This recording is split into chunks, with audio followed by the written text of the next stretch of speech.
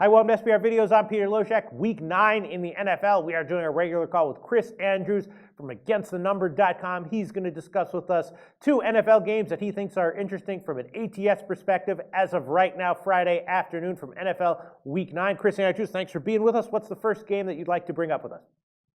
First game I want to talk about is the Carolina Panthers. I'm going to take the 3 on the Panthers.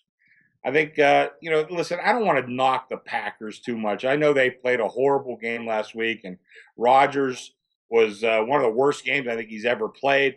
But I think that there are a few holes in this Packers team. And I think they rely on Rodgers a little bit too much. Now, Carolina's defense is not as good as Denver's, and I don't want to pretend that it is. But it is very good. And their passer rating against Carolina, 65.5. That's one of the best in the NFL.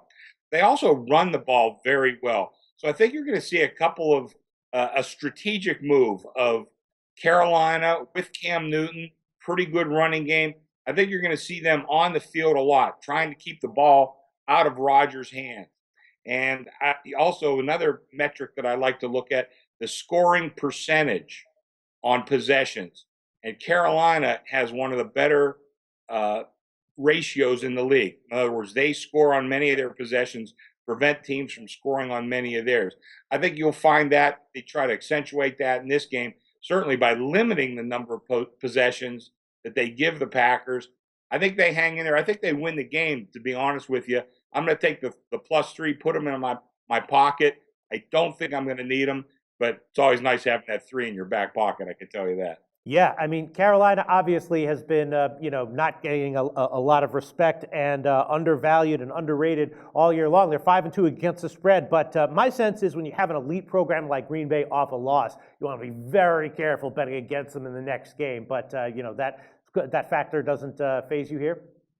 It does, Peter, and I have to be honest with you, but how far do you go with that? Right. I know you could go back to, I think it's 2010, to find Rodgers 2 games in a row where he started and finished that they lost the game outright. And so that's a long time. And I have nothing but the utmost respect for Rodgers. Certainly think Green Bay's a very good team. But like you said, right now the public and odds makers have not quite grasped how good Carolina is. They're still a very good team.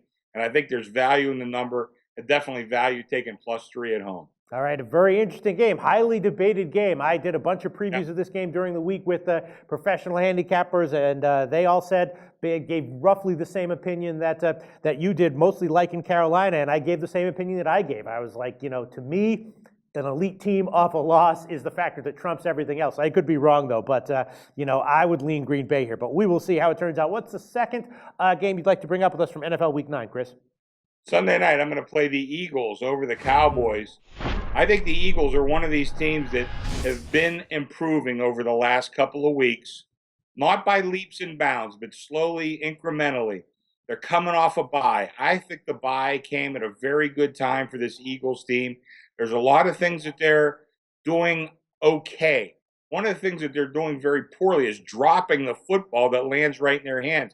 I think I read they have 18 drops from quarterback to wide receiver on catchable balls, and I think that leads the league in drops. If they just catch the ball a little bit, I don't know that the bye is going to cure that, but I do think the bye will help them defensively in a lot of ways. Their defense is really getting better. They allow 19.6 points a game. Again, not the greatest in the league, but pretty darn good. I think that defense is improving. I think a lot of people have knocked that defense undeservedly. And like I said, not only they've been good, I think they're getting better. The other thing I always like to look at is yards per point. And that tells us, is a team efficient in how they play? Do they take stupid penalties? Do they know how to use the clock, et cetera, et cetera. A lot of that does go to coaching and discipline on the sides. And the Eagles are on the positive side of that ratio pretty strongly. The Cowboys are on the opposite end of that. They are extremely inefficient. And I think it's one of those things that we look at the Cowboys and don't realize exactly how bad this team is.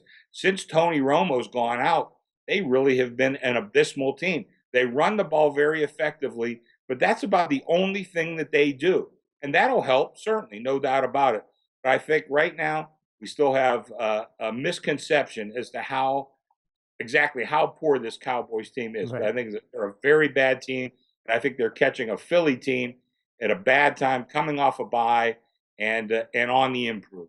All right. Well, Chris, the last time you discussed a Philly game with us, it was the Carolina game. You recommended a play on Carolina, and I said in that video that I trusted you implicitly on it, and you were dead on. Carolina did get the cash there. That was a sharp piece of advice you gave us there. And here, once again, I'm going to trust you implicitly. If you say Philly is a good bet here against Dallas, I'm believing it, and I'm probably going to tail it. Thanks so much, Chris, from againstthenumber.com. Talk to you again next week for NFL Week 10.